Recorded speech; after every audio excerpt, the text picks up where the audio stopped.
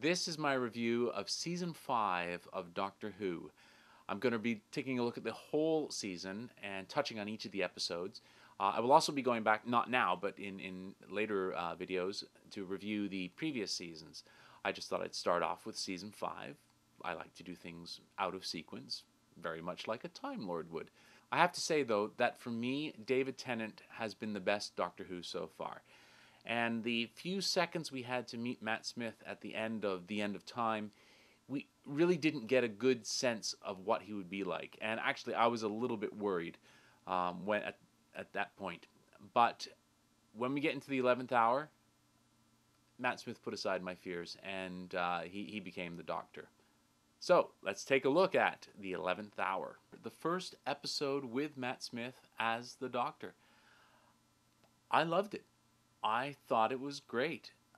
Right from the moment we meet him and he crashes and bumps into young Amy Pond, it was fantastic. His character was strong right from the beginning in that episode, and grew as we went along. And that scary crack in Amy's wall, very cool. And I like how they subtly brought it in at the end on his little monitor in the TARDIS. Speaking of which, great to see a new TARDIS. I did love the old TARDIS. And I was worried about the new redesign, but I was happy once I saw it. The ending, where Matt Smith became the Doctor. Nice homage to the previous Doctors, and really nice how he walked through and said, "Hello, I'm the Doctor." Perfect. At that point, he was the Doctor. Now that crack in the wall very subtly reappeared at the end on his monitor in the TARDIS. I like that. I like that it implied it's going to be around more. But as I talk about some of the other episodes in this series, this became the subplot that I absolutely hated. I like subplots that have a little bit of subtlety in them. You know, things that when you go back on later viewings, you notice things. In this, Stephen Moffat was hitting us over the head with it. You'll see, I'll make references to that as I review some of the other episodes. But first episode, very well done. Loved it and was looking forward to more. The Beast Below. It had its moments. It was okay. It wasn't the best episode ever, but I didn't mind it. It felt Doctor Who-ish. It did, however, have the first of those hammers hitting us over the head. It ended nicely. Then we zoom in to the crack on the side of Spaceship UK with creepy dun dun dun music. It wasn't needed. A little more subtlety, please. Oh, and then we had the preview for the next episode. Winston Churchill, Daleks in World War II, looked amazing. So the Doctor and Amy arrive in Winston Churchill's bunker in World War II. And there are Daleks. Ooh. The potential for a great episode was there. Hate is a strong word, so I won't say I hated this, but I really, really disliked it. It was pointless. The Doctor seemed out of character. Amy seemed too cocky. You're going to find as I review anything, whether it's Doctor Who or any other movies, that for me, what's important in a plot is not... Okay, when you look at any TV show, any movie, a lot of things in it are impossible. A lot of things are beyond belief. But you're able to suspend your disbelief because it fits within the context of the story. This one pushed beyond the suspension of disbelief. The Spitfires in space.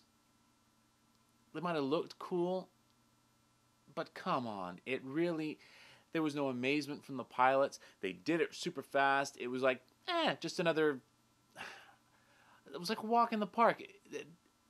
If you were able to really do that with somebody from Earth from World War II, they would be amazed and shocked at what was going on. And those new Daleks,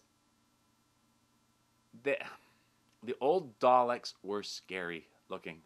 These new ones, they look like toys. I don't like this episode. I like, in my mind, to push this out of the continuity of Doctor Who because it really... So, The Time of Angels and Flesh and Stone. Back to some great Doctor Who. These two episodes were fantastic. I've heard someone else compare these ones to The Time of Angels and Flesh and Stone were aliens to Blink being Alien. And I think that is a great analogy. Right from the beginning, fantastic. The River Song leaving a message in the future that, or for the future, that the Doctor would find, and then he would come back and pick her up, and the adventure starts. I love the bit with Amy in the little shuttle there with the angels coming out of the screen, very Ring-like. Of course, then we get into the Maze of the Dead. Fantastic. Statues everywhere. And yeah, it does even take you a little while to realize that, ooh, yes, these statues might be angels. Now, this episode, or these two episodes, what they had that I really liked was the characters. To me, the characters are more important to plot. If the characters are being true to themselves, then that makes the episode work. Even if there's really weird stuff going on around them, you can relate to the characters, you can feel what the characters are feeling, and this one was perfect for that. And of course, I just loved, there's one thing you never put in a trap speech. The first of a few speeches that the Doctor's had over this series. Actually, the second of a few speeches the Doctor has had over the course of this series. The first being at the end of the 11th hour, that are really rousing and give you a sense of the power that the Doctor really has hidden beneath his exterior. Haha, Vampires of Venice. I just loved the opening of this, where the Doctor bursts out of the cake at Rory's stag and says that Amy tried to kiss him. But not to worry, that she's a great kisser. I did like this episode. I thought it started off strong. It lost a little bit towards the end. It sort of felt like a cheap, quick wrap-up where it deserved to be, have a little bit more gravitas, I thought, at the end. Okay, Amy's Choice. I liked this episode. I thought it was really well done. Obviously, as you went through, you sort of got a sense that both worlds were possibly dreams, but there was enough of doubt in your mind that you weren't totally sure. And I like the Dream Lord.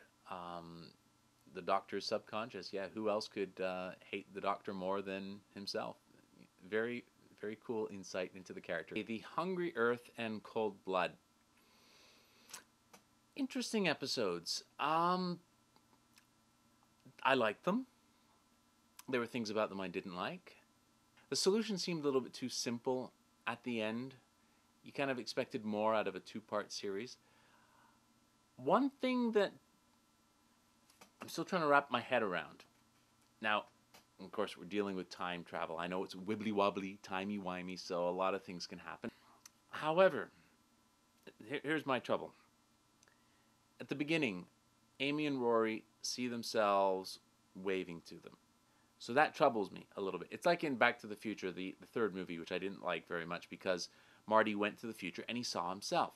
Now, how, if you've left the present and jumped to the future, how can you see yourself? Because you've skipped over all those years. You haven't stayed to live all those years. So that's the same kind of scenario I see in this case. However, I know logically, if you look at it the other way around, that if, let's say I went to the future, visited the future at some particular event, and then I came back, and then I lived the rest of my life, I might go, I want to go and visit that spot where I knew I went to in the future and see if I could see myself. So using that logic, it kind of works. I know, wibbly wobbly, timey wimey. Best not to think about it. Vincent and the Doctor. I have to say, I think it's one of the best episodes of Doctor Who. Period. I mean, there's a few episodes that really stand out. Blink, I thought was one of the best episodes ever, but I definitely have to put this up there as one of the best. Vincent and the Doctor, fantastic.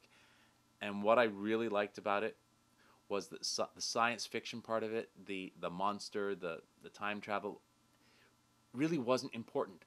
What was important was the characters. You had not only the character of Doctor and Amy. I mean, they grew a little bit. They were involved. You had emotional investment with them. But Vincent Van Gogh, can you imagine somebody that artistic, that great, and in his life he didn't realize it. He didn't know the depression he was going through. He had no clue. Can you imagine what it would be like to go back in time and bring that person to today to show how much they were appreciated, or how much they are appreciated after their death? Just amazing. You could tell this was a Richard Curtis script. It felt like watching a short Richard Curtis movie. Um, and he knows how to tug at the heartstrings. If there's anyone that didn't get choked up at the end when Van Gogh was seeing his legacy and hearing how he is admired and respected in the world, you're not human. The Lodger, I liked it. However, a few little nitpicky things. I thought the Doctor was a little bit too silly in this. He's been to Earth before. He understands the way things work on Earth. So he was a little bit Earth stupid. So the Pandorica opens and the Big Bang. Okay. I really enjoyed these two episodes. I thought it was a very good wrap up to series 5.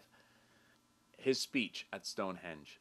I love those moments. It's like Braveheart's speech in Braveheart. It's like Theoden in The Lord of the Rings before they charge the Pelennor Fields.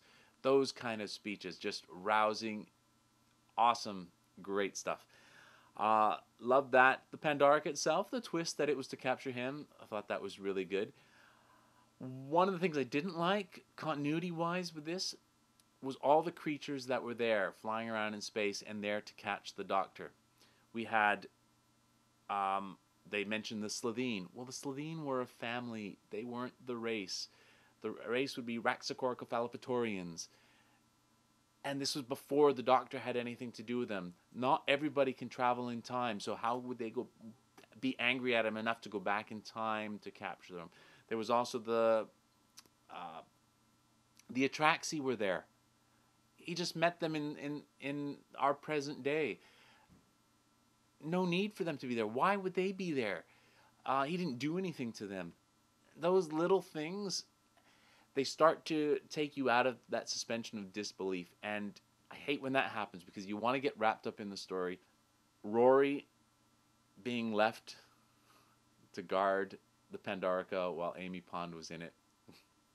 That was great. The Boy Who Waited. And I really liked, the Doctor appearing at Amy's wedding. I thought that was fantastic. And then, of course, they're off again at the end of that, answering the phone call, going off all together. And that's great. I'm looking forward to season 6, seeing Rory and Amy and the Doctor going on some more adventures. So overall, season 5, a very good season.